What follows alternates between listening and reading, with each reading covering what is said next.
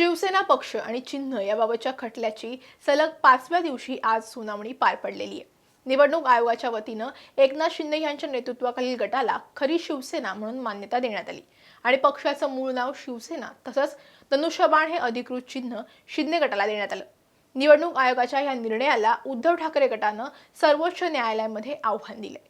याआधी झालेल्या सुनावणीत सुद्धा ठाकरे गटाच्या वतीनं ज्येष्ठ वकील कपिल सिब्बल यांनी निवडणूक आयोगाच्या कार्यपद्धतीवरती आक्षेप नोंदवला होता।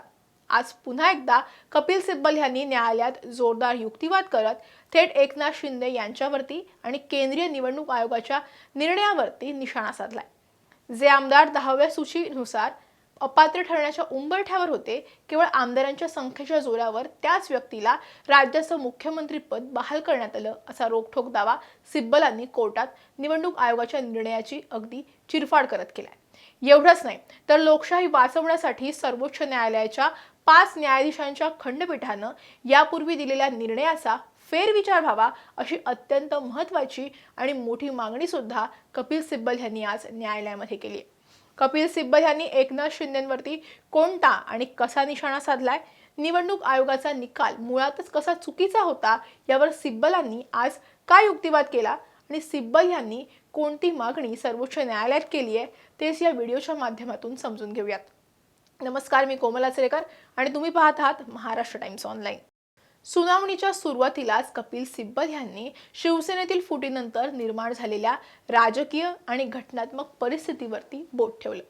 ते म्हणाले की एकनाथ शिंदे यांच्या बंडानंतर आमदारांच्या निव्वळ संख्येच्या बळावरती त्यांना मुख्यमंत्रीपद देण्यात आलं। मात्र प्रत्यक्षातली आणि पक्षातल्या संघटनेतली परिस्थिती ही पूर्णपणे वेगळी होती। 10व्या अनुसूचीचा दाखला देत सिब्बल म्हणाले की कोणत्याही घटनात्मक तरतुदीनुसार जे आमदार पक्षांतर बंदी कायद्याअंतर्गत अपात्र ठरण्याच्या पात्रतेचे होते त्यांना सत्तेवर बसवण्यात आलं। पक्षातून बाहेर पडल्यानंतर सत्तेच्या आणि पदाच्या अधिकाराचा वापर करून जास्तीत जास्त पाठिंबा गोळा करण्याची मुभा सुद्धा त्यांना देण्यात आली। हा थेट पक्षांतराला प्रोत्साहन देणारा प्रकार आहे। कपिल सिब्बल यांनी निवडणूक आयोगाच्या आदेशाचा संदर्भ कोर्टात वाचून दाखवला। शिवसेनेत संघटनात्मक निवडणुका पार पडल्या होत्या। शिंदेंनी सुद्धा पक्ष संरचनेचा स्वीकार केला होता। त्यांची नियुक्ती याच पक्ष घटनेनुसार झाली होती। एकनाथ शिंदे यांची पक्षाच्या गटनेतेपदी नियुक्ती झाली होती। ते मंत्री बनले। अनेक वर्ष त्यांनी याबाबत कुठलाही आक्षेप घेतला नाही। बंड केल्यानंतर अचानक स्वतःची वेगळी कार्यकारिणी त्यांनी जाहीर केली। मग ही नवीन कार्यकारिणी कोणत्या आधारावरती तयार करण्यात आली? पक्षाच्या संविधानाला डावलून असा निर्णय कसा काय घेतला जाऊ शकतो असा सवाल कपिल सिब्बल यांनी उपस्थित केला। मग अचानक निवडणूक आयोगाच्या कार्यवाहीमध्ये अंतिम टप्प्यात त्यांच्याकडून 1999च्या घटनेचा आधार घेतला गेला आणि त्यांना 2018ची पक्ष घटना ही लोकशाही विरोधी असल्याचं आढळून आलं असा युक्तिवाद कपिल सिब्बल यांनी सुप्रीम कोर्टामध्ये केलेला आहे। निवडणूक आयोगाला दिलेली प्रत सुद्धा त्यांनी यावेळी कोर्टासमोर ठेवलेली आहे। कपिल सिब्बल यांनी निवडणूक आयोगानं शिंदेच्या बाजूने दिलेल्या निर्णयावरती तीव्र आक्षेप घेतला आणि आयोगाचं अधिकार क्षेत्र कसं ओलांडलं गेलंय हे न्यायालयाच्या त्यांनी निदर्शनास आणून दिले। पहिला मुद्दा तो म्हणजे निवडणूक आयोगानं शिवसेना पक्ष आणि चिन्हाचा निकाल देताना 1994 मधील जनता दल केसचा संदर्भ दिला होता। सिब्बल यांनी यावेळी बोलताना स्पष्ट केलं की जनता दल प्रकरणामध्ये निर्णय हा संघटनात्मक बहुमताच्या आधारे घेण्यात आला होता आणि तिथे तर अर्जदार गटाचा दावा आयोगानं फेटाळून लावला होता। तो निकाल वास्तविक पाहता ठाकरे गटाच्या बाजूने झुकणारा होता, पण निवडणूक आयोगानं कोणत्याही पूर्वसूचनेशिवाय किंवा नोटीस न देता त्या निकालाचा चुकीचा अर्थ लावून तो ठाकरे गटाच्याच विरोधात वापरला आणि शिंदे गटाला त्याचा फायदा पोहोचवला। जनता दल समाजवादी पार्टी पक्षातील फुटीचा निकाल हा संदर्भ शिवसेनेवर लागू होत नाही। पक्षाच्या संविधानानुसार पक्षाचं काम चालतं।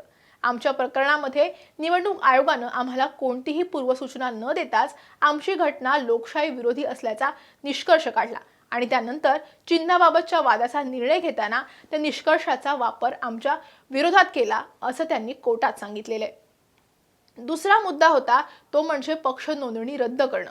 सिब्बल यांनी युक्तिवाद केला की जर निवडणूक आयोगाच्या मते पक्षाच्या घटनेत किंवा कार्यपद्धतीमध्ये वाद होता तर आयोगाकडे उपलब्ध असलेला एकमेव कायदेशीर पर्याय म्हणजे पक्षाची नोंदणी रद्द करणं हा होता।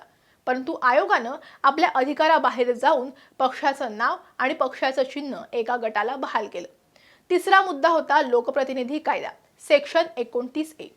निवडणूक आयोगानं 2010च्या मार्गदर्शक तत्वांचा हवाला देत म्हटलं होतं की पक्षाच्या घटनेतील बदलांची माहितीही आयोगाला दिली गेली नाही.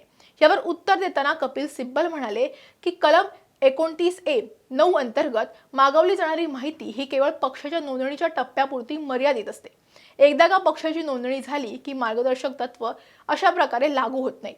शिवसेना हा आधीपासूनच नोंदणीकृत पक्ष होता, त्यामुळे आयोगानं काढलेला निष्कर्ष कायदेशीरदृष्ट्या पूर्णपणे चुकीचा आहे, असं सुद्धा सिब्बल यांनी म्हटले. आजच्या सुनावणी दरम्यान न्यायमूर्ती आणि कपिल सिब्बल यांच्यामध्ये सुद्धा अतिशय महत्त्वाचा आणि तात्विक संवाद आपल्याला पाहायला मिळाला. न्यायमूर्ती बागची म्हणाले की आपल्याला घटनाक्रम ज्या पद्धतीनं पुढे घडत गेला त्याचा विचार करावा लागेल. अपात्रतेचा प्रश्न हा विधानसभेचा कार्यकाळ संपल्यानंतर संपुष्टात येतो, परंतु राजकीय पक्ष हा अस्तित्वात असेपर्यंत पक्षचिन्हाचा प्रश्न हा कायम राहतो.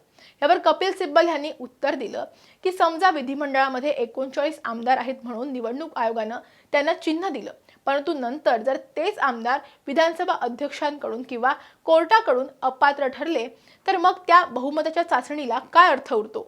अशा वेळी तो मुद्दा केवळ कागदावरती उरेल. त्यामुळे आमदारांच्या अपात्रतेचा निर्णय आधी होणं आवश्यक आहे. सिब्बल पुढे म्हणाले की सत्तेत कोणताही राजकीय पक्ष असो, अपात्रतेच्या याचिकेवरती निर्णय रेंगाळत ठेवण्याचाच प्रयत्न केला जातो. या देशात कायद्याचं राज्य आणि लोकशाही टिकवून ठेवण्याची मुख्य जबाबदारी केवळ आणि केवळ सर्वोच्च न्यायालयाचीच आहे. यावरती न्यायमूर्ती बागची यांनी टिप्पणी केली आणि लोकशाहीचं रक्षण करणं ही आपल्या सगळ्यांची सामूहिक जबाबदारी म्हणजेच कलेक्टिव्ह रिस्पॉन्सिबिलिटी आहे असं म्हटलं. लोक स्वतः सुद्धा संविधानाचा प्रत्यक्ष आचरणामध्ये अवलंब करतात. यानंतर सुनावणीतील सर्वात मोठा आणि महत्त्वाचा टप्पा आला, तो म्हणजे कपिल सिब्बल यांनी न्यायालयासमोर केलेली मोठी मागणी.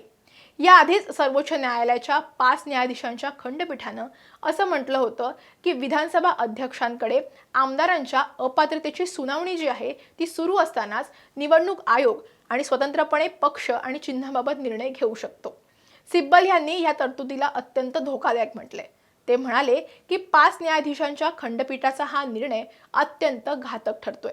जर एका बाजूला अपात्रतेची कारवाई प्रलंबित असेल आणि दुसऱ्या बाजूला निवडणूक आयोग आमदारांच्या संख्येवरून पक्षाचं चिन्ह हे दुसऱ्या गटाला देऊन टाकत असेल तर यामुळे पक्षांतराला खतपाणी मिळते. म्हणूनच या नियमाचा पुनर्विचार करण्यासाठी हे प्रकरण 7 न्यायाधीशांच्या खंडपीठासमोर पुन्हा एकदा सोपवण्यात यावं.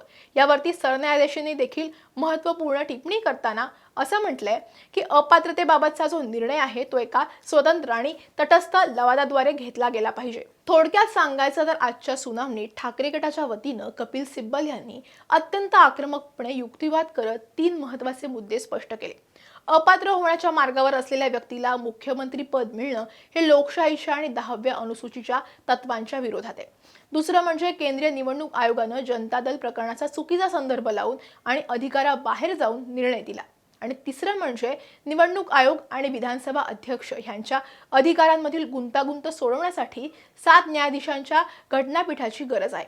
आता सर्वोच्च न्यायालय कपिल सिब्बल यांच्या या मागण्यांची दखल घेऊन हे प्रकरण 7 न्यायाधीशांच्या घटनापीठाकडे सोपवणार का की यावरती स्वतःच अंतिम निकाल देणार, याकडे संपूर्ण देशाचं लक्ष लागलेलं आहे. कपिल सिब्बल यांच्या युक्तिवादावर तुम्हाला काय वाटतं?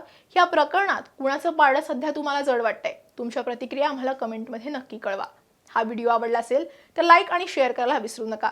असेच व्हिडिओ पाहण्यासाठी महाराष्ट्र टाइम्सचं यूट्यूब चॅनल सबस्क्राईब करा. आम्हाला इंस्टाग्राम आणि फेसबुकवरती फॉलो करा. आणि हा व्हिडिओ तुम्ही पाहिला त्यासाठी धन्यवाद.